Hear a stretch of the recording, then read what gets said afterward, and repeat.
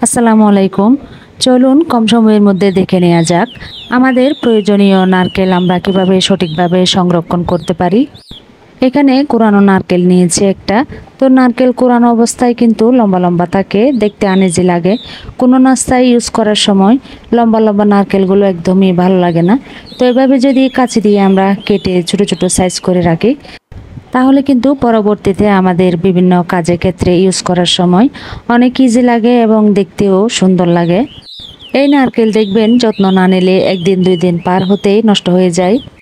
সেক্ষেত্রে নারকেলকে আমরা যদি প্রথম অবস্থায় নারকেল ভেঙে এভাবে যত্ন করে গুছিয়ে রাখি, তাহলে কিন্তু অনেকই উপকার পাওয়া যায়। এই নারকেল যে আমাদের কখন প্রয়োজন পড়ে যায় বলা যায় না। তো সেজন্য যদি আমরা এভাবে নারকেলটাকে গুছিয়ে রাখি, তাহলে কিন্তু আমরা ঝামেলা মুক্ত হতে পারি। নারকেল নর্মাল ফ্রিজে রাখলেও ভালো থাকে না। এভাবে নারকেলটাকে নিজের ইচ্ছে মতো গুছিয়ে নিয়ে একটা ফুড কন্টেইনারে ভরে ডিপ ফ্রিজে রেখে সংরক্ষণ করা যায়। এবার নারকেলটাকে আমি কন্টেইনারে নিয়ে ডিপ ফ্রিজে সংরক্ষণ করব। আশা করছি আজকের ভিডিওটা দেখে উপকৃত হবেন। তো ভালো লাগলে লাইক কমেন্ট শেয়ার করবেন, সাবস্ক্রাইব করে জয় কিচেন শো চ্যানেলের পাশেই থেকে যাবেন। আল্লাহ হাফেজ।